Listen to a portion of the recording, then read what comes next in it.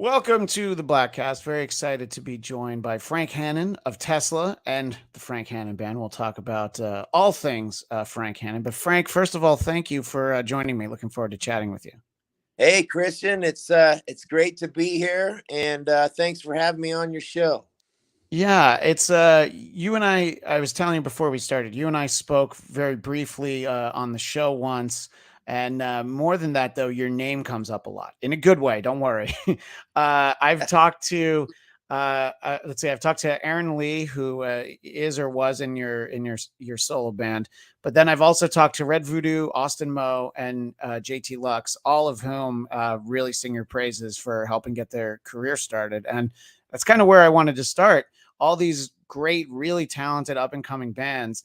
I think a lot of people might, maybe like sit down for a cup of coffee, give them some advice, and be like, "All right, good luck to you, kid." But it seems like you really take an interest when you hear something good. You really do your part to help out, right? Oh well, yeah, I guess so, man. And the reason I'm hesitating with that is because it's really fun. I'm really into to being creative, and it's so fun to work with other people and collaborate and I've had some great experiences with that, but I've also had some bad experiences that went south where, the situation didn't really pan out as I had hoped. But it all comes from my love of recording. And I'm in my studio right now. This is my home studio. And Nice. I got addicted to the art of overdubbing and creating recordings and demos and albums or whatever. It all comes down to recording and creating something that you can play back. And that was taught to me and us in our band when I was like a teenager, 16 years old, by Ronnie Montrose. And I want to show you this picture that I have hanging on my wall right there. Yeah, for our audio audience, it's a picture of Ronnie right there, Yeah, hugging a guitar. that's a painting of Ronnie Montrose. And when I was 16 years old, Ronnie would come up to our band rehearsals because he discovered us in a club from another guy that was helping us immensely. His name was Steve Clausman, and he was basically our manager at the time. And he had a warehouse, and he let us practice there. And he was like a drill sergeant. He forced us to work and be on time and schedule our practices and blah blah blah blah. He really hammered us. So I learned a lot of that stuff myself from those guys. And I was very lucky with Brian Wheat and Tesla and City Kid as a club band to succeed in this freaking crazy business and learn how to write songs and make tapes and recordings and all that from these people that were teaching us. So it was always fun throughout my entire career. Like even when I was in my 20s, I had a lot of great musician friends that weren't succeeding, and I was just trying to help them succeed and learn what I had learned. And but unfortunately, more often than not, um, a lot of musicians wouldn't stick to the program. You got to stick to it, man. It takes a lot of commitment and hard work to do music in a band. And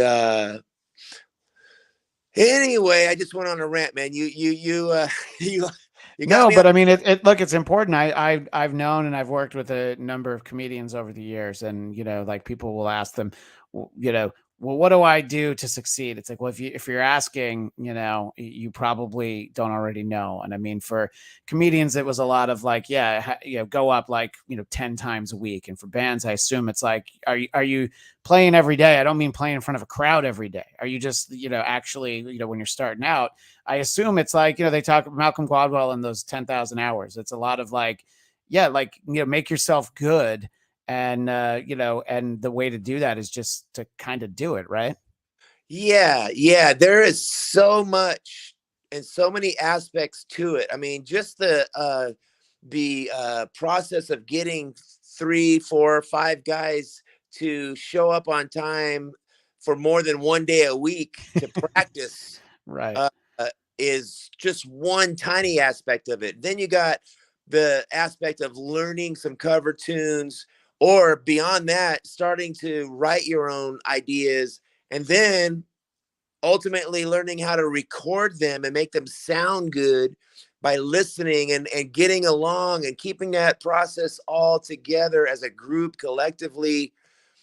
It's freaking it's a lot of work, and it's very difficult, and a lot of these young bands don't realize that, and they give up and they quit. And a lot of the bands that I did try to help would break up after we spent all this time recording a killer product, and they learned and they got good, and then all of a sudden they get in an argument, and they quit, stuff like that can tend to be really frustrating. But uh anyway, there's a lot to it. And Sure. Yeah. No. Exactly. And the but recording process, though, is what I love. And I would always love to, when I hear a talented musician like a JT Lux or like Red Voodoo, they're talented kids and they were fun to record. Uh, oh, looks like we lost Frank for a second there. There yeah, you are. that was You popped out. my alarm clock telling me that I had an interview to do. That's a good. It, Hey, you're ahead of the alarm clock. That's some kind of time traveler or something. back when we were young, it was about making cassette tapes that you could give to your friends, and Sure. Yeah. share and pass around. And so Austin Moe uh, had some great ideas, and I taught him how to put them into a song format. I love producing videos as well. It's all production. You're creating stuff, producing videos, songs, arranging songs. And we were taught and learned all that stuff over the years from people like Ronnie Montrose. Dwayne Hitchings was a songwriter back then that we used to work with. Tesla worked with a lot of great producers. Terry Thomas, Max Norman even worked with us for a minute. Uh, Steve Thompson and Michael Barbiero made our first 4 albums. And all along that way, man, I was taking notes and learning and learning how to craft songs. So that's where that came from. Well, it sounds like one of those things too that you're in the studio just recording. You're around these talented people, and you can keep your head down and do your part, or you can kind of watch what they're doing and learn from them. I mean, it's like when you think for a second that throughout the '80s, two of our most prolific movie directors were Ron Howard and he was in a TV show, and instead of just doing his TV show, he like tried to figure out how to do all that. Penny Marshall, the same thing. She could have just been on Laverne and Shirley and you never heard of her again. But instead it's like, well, I'm here on the set, so why don't I learn what to do? And it sounds like if you're in the studio, let me see. Well, what happened? What happens if I do this? What happens if I do that? And just kind of Absolutely. getting a sense. That's like Clint Eastwood, he directs his Yeah, movie. Yeah. And so there's that aspect of the studio and creating a recording and overdubbing and putting it together and writing the songs and taking an idea that comes out of nowhere and turning it into a song like Modern Day Cowboy or Changes or the songs that we've created. Or I've got like 6 solo albums that I've done, but and I'm continually learning. Like I'm still trying to learn how to sing a lead vocal. I mean, that's going to drive me crazy. Guitar comes easy to me, but then there's the aspect of playing live. That's the sure. live performance is a whole nother thing that a band has to get on the same page for. So yeah, I tried to help these kids, and some of them are loyal and hardworking, and some of them aren't. JT Lux is in Nashville, and he's really kicking ass. I'm proud of him. We're gonna do some work in May together. Well, I'm glad to But hear it because he was always, first of all, just really nice, but he was very thoughtful whenever I would talk to him. He really thought a lot about music, his own music, and he just seemed to have sort of been like a sponge and soaked a lot of stuff up. So I'm glad to hear that JT's doing well. got a great attitude, and he thinks about other people, not just his own. He's not on an ego trip like some of these other young artists that I've dealt with. But anyway, getting back to recording, what I'm really super excited about is my production and stuff is being applied to Tesla. And I'm really excited about that because we just recorded a killer live version of a song in my garage and shot a video that I directed with my cameraman. Brandon Golian is a young, talented camera guy, and he and I worked together. And it's just live in the garage, and it's Tesla. Tesla has been more productive now than we have in a long time, and it's great. Brian Wheat, I'll show you. We've got a control room set up in this other room over here for Brian Wheat. So I can capture the recording in the studio downstairs in the garage, and then we can bring it up here. And then right here, Brian's got his laptop set up. He hasn't showed up yet today. He's on his way, and he'll mix it here. So between he and I, we're able to create it. We just recorded this killer Aerosmith cover, an old rockin' song that Aerosmith recorded in 1974 called SOS. And Oh yeah, yeah. From Get Your Wings, of yeah, course. Yeah. Oh, that's great. Yeah.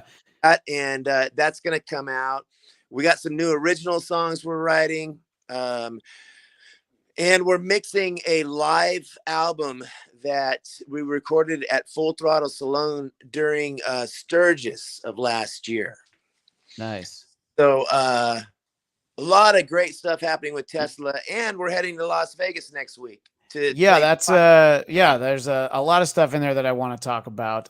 One of those being the fact that you guys are about to do a residency at the House of Blues in Las Vegas. I believe it's starting on the 18th, and I will actually be in Las Vegas during that stretch. So I've already squared it away, and I'll be there on the 22nd. And I haven't I think the last time I saw you guys, you played at the Canyon Club in up in Agora Hills before the pandemic. So I haven't seen you guys in a few years. So I'm excited to check out the show. And whenever I talk to anybody in Tesla, I've done this a few times with Brian. I always have to show off my Puss Head Nikolai Tesla T-shirt that I have from 1992. Oh yeah, Brian is always just impressed that I can still wear a shirt that I bought in 1992. Now the reason for that is I bought an extra large in 1992, and the sizes were different back then. I guess the world's changed a little bit, and an extra large from 1992 is well. Also, my size has changed a little bit, but I'm excited about a residency. I've seen a few bands do residencies in Vegas. And are you going to approach those shows different than than any other show? I mean, not really in terms of the performance, but in terms of putting together the set list or anything. Do you have anything different planned for yeah. the residency shows? Yes, that's why Tesla is blocked out the rehearsal space here at my studio for the whole week. Today we're playing. We're going to practice on the list 6 new songs that we haven't played in ages, and we're going to change our set every night. We're going to open the show with a different song every night. I'm in the process right now of messing around with some craziness. Listen to this sound.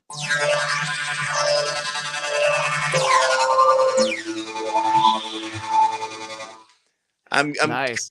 a crazy intro for the shows, and then we're gonna go and That's start it with a different song. it's very Styx Kilroy, that sound, like before Mr. Roboto, sort of like the the part where they're all on stage like yelling at each other. Yeah, But oh, but that's fine. cool. That's just one of, I've got about 40 sounds that I've been going through this morning. But the point is we're gonna start the show with something different like that, and then we're gonna play a different song to open this show every night. And that's our plan. Like, we're working up Change in the Weather. That's the opening song from Psychotic Supper. We haven't played that since the Psychotic Supper days, 1992, which was, God, can you believe it? 30 years ago I already? know this this T-shirt is 30 years old. That tour was 30 years old. Yeah, I love that album. So as many things as you include from there, if you guys are working up Toke About It, that's always a fun one for me. But whatever you've got in mind. But Uh, yeah, Changing the Weather is I think. Look, it's important. I mean, the way that you used to put music together, what's the first song going to be? You got to start off strong. And now it's like, well, it's a collection of songs in my phone. So I might be listening to the previous album and then it runs into the next one. And I think a lot of bands don't, take it seriously like they did back then. So I like to hear that you're, working up some new stuff. Well, And, we've got 5 nights in the same place. yeah. And now I just heard today there's another residency that they're talking about booking us maybe June or July or in the fall. So Oh, the alarm's going off again. that freaking alarm clock. Sorry, man. No worries. So yeah, so the fact that we can stay in the same venue and not have to drive on a bus for all night long in a truck, and our crew doesn't have to change anything, it totally gives us this new freedom to be able to experiment with changing our show. When you're on a tour that you're traveling every night, the only consistency thing that you have is the show. So you tend to keep the set list consistent because that's the only consistent thing in your schedule. With this situation, we're going to be there consistently for the whole 2 weeks or whatever, and five shows without moving. Wow, well, that gives us a lot of room to where we can experiment. So we're doing Changing the Weather. We're going to probably break out Solution off the Bust a Nut album. We're going to bust out Love Me off Mechanical Resonance. Man, this phone is making me feel dizzy here. Is that better? It's back. Yeah, if you turn it this way, maybe it won't be so jumpy. If you hold it, yeah. See, there you go. Hey, that's it's like it was like an Aaron Sorkin show for a minute. The way that the cameras would move so much, and with people when they walk around, like on Sports Night or The West Wing. I don't know if anybody else on your interviews. Oh, that's better too. Look. Yeah, it's there we go. It's perfect though. So let's see. So, and then the thing about doing a residency, obviously, is that a lot of people are going to go to more than one show. You're going to different cities the way you're talking about on a traditional tour. It's you can't really mix it up too much. And you've got a few songs that you have to play every night. I mean, any band should be happy to have that problem, but I mean, I don't know off the top of my head, you've got at least 5 or 6 songs that if you don't play, people are going to be like, man, they were good, but they didn't play the song I came for, So yeah, every night we're going to play Love Song. We're going to play What You Give, Modern Day Cowboy. And, those are definites. Right. But some nights we're going to try Song and Emotion. Other nights we're going to do Changing the Weather, yeah. And that's what we're doing today. Starting today, tomorrow, and Friday, we're going to be hammering out and picking out some rarities. Another one is called Dear Private Ledbetter. It's a tribute to our soldiers and our armed forces. And we're going to touch on that one and see how it feels. We may even break out that Aerosmith song at one of the shows. Oh, that'd be nice. Yeah. It's funny because it's hard to think about, a track on Get Your Wings being a lesser known Aerosmith song. But I mean, it is because, there's like 5 Aerosmith songs from the 70s that people hear on the radio for the most part. And, but there's so many great songs on those old albums. And, that's a band that did the residency thing over a few years ago. And, I think a lot of bands are happy to just, not have to, be on a plane, even on a nice jet like they have the next night. If you're just like, yeah, I'm just going to bed, and I'll do the show again later. So I think that'll probably be great for you guys. And I'm excited to get out to the show and see it myself. You're talking about working on a live album. I wanted to talk to you about, I think it's a few years ago now, but a live recording you guys put out. You basically did the songs, or you did a selection of songs from the 5-man acoustical jam album, and you did it at Abbey Road, and then put that out. So I was wondering, what was it like just to have been in the room, even if you didn't play, even if you didn't have a crowd, even if you didn't record an album. Talk about just being there at Abbey Road. Yeah, that was what you're talking about was the ultimate part of that experience, was just walking through those hallowed halls, like Shakespeare would say, the just being in that room and knowing what music was recorded there from, Pink Floyd and Dark Side of the Moon and the Beatles and all the just, I mean, if those walls could talk, I mean, and it just sounded so good in there. It was like the perfect size room. And it was a little bit of a nervous experience in a sense of, you know, we only prepared for it for like a week. It was a last minute thing that was put together in with the idea of it being a tribute to Five Man Acoustical Jam. Um, and there was a small audience of people, like 10 people, and all they were press people with notepads and pencils, and they were like sitting there taking notes while we were playing in this legendary Abbey Road studios, and they were filming it all at the same time. And so it was a little bit of a nervous experience, but the people there were very hospitable, and they gave us the tour. We got to see John Lennon's piano, we got to see Paul McCartney's harpsichord, all these cool things, and got to touch the knobs of the mixing board that Pink Floyd used on Dark Side of the Moon. So that was a great experience. And honestly, maybe, we could talk about this. I have the double neck guitar that I used on that 5-man video band London Jam DVD that came out, that I'm going to maybe auction off for charity here pretty soon. So if there's any fans out there that are watching this that would be a fan of that Abbey Road session, keep your ears open for that charity benefit I'm going to do with that guitar. Yeah, no, I mean, I think people who are sort of in that business of getting guitars, obviously that would be a particularly memorable one. So somebody that has one of those walls with the guitars that they don't actually play, but they have cool stories. Like that guy Jim Irsay, who owns the Cults. I know he just did an event in Vegas, and one of the guitars he has is the guitar that Kurt Cobain played in the "Smells Like Teen Spirit" video. But I mean, he spent like millions of dollars for it, and so yeah.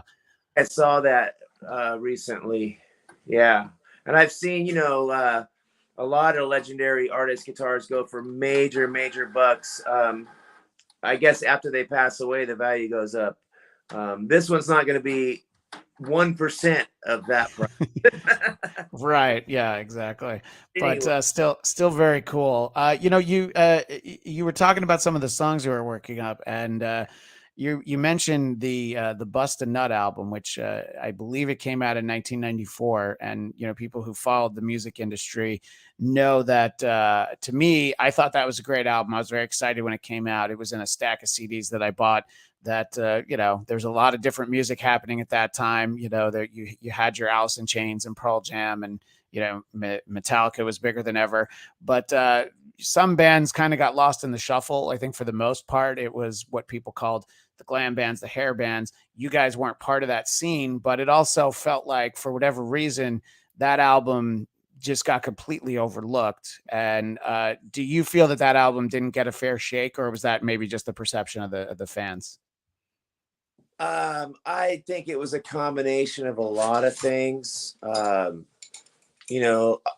music business and the radio and all that, and MTV was changing, in the 90s. But, we had a lot of problems internally as well. We never really took a break. And so by the time it came to making that album, it just is what it is. Every great band, I don't care if it's Van Halen, Led Zeppelin, whatever, they have 10 solid killer years and like 4 or 5 killer albums, and then it kind of fizzles out. It runs its course, and then if the band's great, they'll come back and they'll do another run, and luckily we've had 3 10-year runs, man. We're going on 35 years, so there's a lot of waves. And yeah, that record kind of came out at a point where we were on a downward wave, but then we came back a few years with Into the Now. Yeah. It is one of my favorite Tesla albums.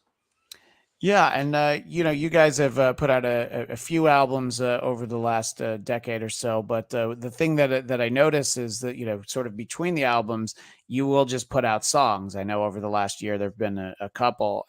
Do you like sort of that model of things tend to be a little bit more single driven right now? You guys still do the albums, but it's a little bit of like, hey, don't forget about us. Here's a song or two.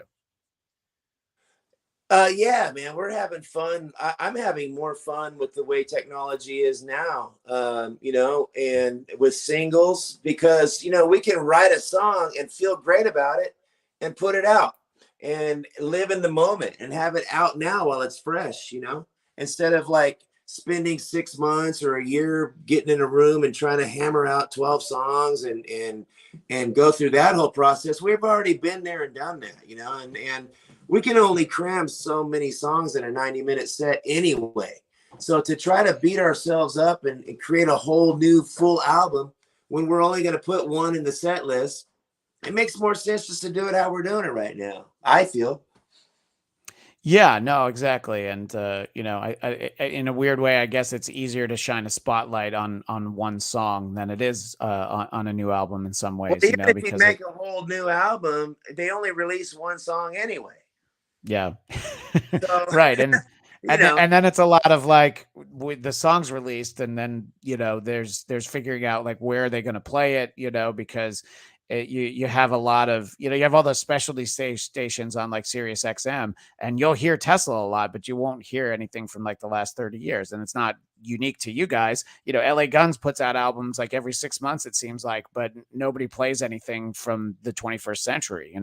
So it's like just yeah. having a good outlet where it's like, hey, you love this band, maybe listen to this song, but even Journey puts out a new album and nobody plays it. Well, there's that, but you got to do it not for that. You got to do it because you love doing it. And hey, if something happens where JK and I and Brian and the band gets together and we freaking get a creative burst and we write fucking 6 songs or whatever, and it happens and we bam, then we'll do it, But for right now, we're having more fun doing it this way. Yeah, no, absolutely. Well, Frank, I'm excited that you guys are about to get together, and excited to see the show on the residency that I'll be there for on March 22nd. And the fact that you guys are mixing up the set list means that I'm going to go online and see what you guys have played the shows before. Sometimes I like to be surprised, but if you guys are going to mix it up, I'll kind of get a feel for what's happening. And like I said, I haven't seen you in a few years, so excited to get out there. Beyond the residency and any touring you have, obviously you're talking about this live album that you recorded in the garage, or maybe it was just a song. Is there stuff that's ready to come out soon, or is that always up to like record company people? It's like, well, when they want us to put out more, maybe that's what we'll do. No, we're our own record company now. We're completely independent do-it-yourselfers.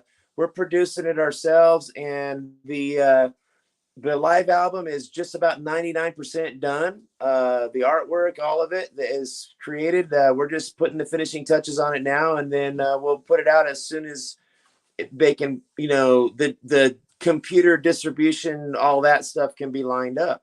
But that'll be out this spring. Is okay, a full and that.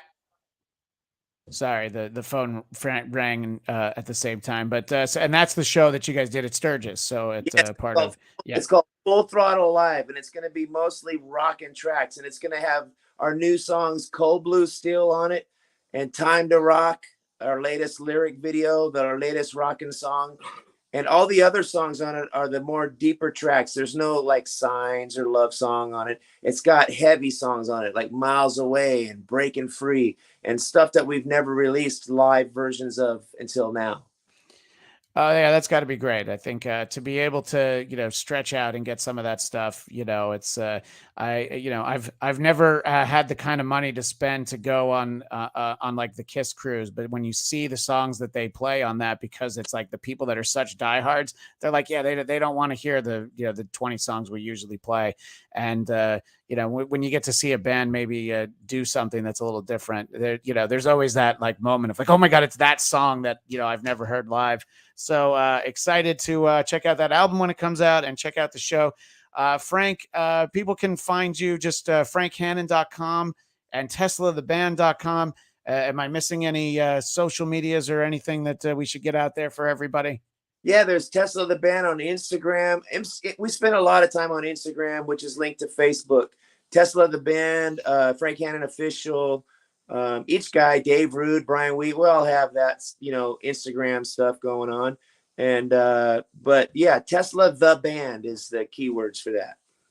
Yeah, well, absolutely. Well, I'm going to echo what Dominicus Saxon in our chat says. This was a good interview. Thanks, guys. Thank you, Dominicus, for checking us out. And make sure to check out, he lives in Idaho. So the next time Tesla's in Idaho, make sure you check them out, Dominicus Saxon. I Wait, appreciate it. even though this was live, is it going to be recorded and out there Mhm. where we can be shared? Yep. Yeah. So this same live link will yeah, I'll work it out with Jody, the publicist, but I'll send her the link to make sure you get it. And there'll be an audio version as part of the podcast, but then this video will live on YouTube. Basically, as soon as I click end broadcast, it's already archived on YouTube, so people will be But I able want to find to it tell whenever. people that there's a lot of fakes out there. People have been posing and being imposters. So when you go to our Instagram, Tesla the band or myself, look for the blue check mark. And any of the other ones are phony fakes. If they're asking you for, kisses or hugs or donations, don't fall Yeah. for it. Yeah, like, hey, this is Frank Hannon. I'm so glad you're a fan. Can you give me $500 in Target gift cards, please, to show what a fan you are? So, Yeah, or PM me for a date night. That's been a big one. right. It's probably a lot more of that out there than Target gift cards. All right, Frank, I really appreciated you taking the time and looking forward to seeing the show and talking to you again sometime soon. there you go, buddy. Hey, I gotta go. Talk to you soon. Bye bye. Christian. All right. Thank you, Frank Hannon. And thanks to everybody in the chat, Dominicus Saxon and everyone else. TeslaTheBand.com and all the social media that they mention on there. For our live audience, I want to remind everyone that next Monday, we're scheduled to have our live Oscars post show, a tradition. Myself, Christian Toto, 1 p.m. Pacific time, 4 p.m. Eastern. I will let you behind the scenes a little bit to let you know that I'm actually on call for jury duty next week. So if it doesn't happen at that time, it means that not that I don't want to be doing it. In fact, I would rather be doing anything than what I'm doing at that moment, just sitting there trying to come up with my excuses. I've done my civic duty. I've been in a jury before. I've been a jury foreman before. All right. So if I get out of it, I'm not going to feel guilty. In any case, so great to talk to Frank Hannon. I've talked to Brian Weed a number of times. Love the guys in Tesla. If you're not familiar with them, just go to your favorite streaming service and you can start with the beginning. Start with their album Mechanical Resonance and just go from there. Great band, real live rock and roll band, and they've got great songs. You probably know their cover of Signs from more than 30 years ago, but check them out if they end up in your town. And sorry, I was going to go, but Dominicus Saxon, I'm jealous. I love jury duty. Look, there are times where I'm happy to do my civic duty. I've got an Oscar post show to do with Christian Toto, and I don't want that to get in the way. Also, while I'm doing self promotion, I've sent the link out. If you enjoyed this, the miniseries V from 1983, it's turning 40 years old this year. My friend John Pett and I spoke with writer director Kenny Johnson over on the Geekscape channel. So you can find the video version or find the audio on their podcast. That's the latest episode. So it was a great conversation, about an hour and 45 minutes, which is known as half a Bladtcast. In any case, thanks so much to Frank Hannon. We'll send our audio audience to the road with a little bit of Cold Blue Steel, one of their latest songs, and I'll report back after I hit that residency in Las Vegas next week. That's all the time we have for now, but I will see you next time on the Bladtcast.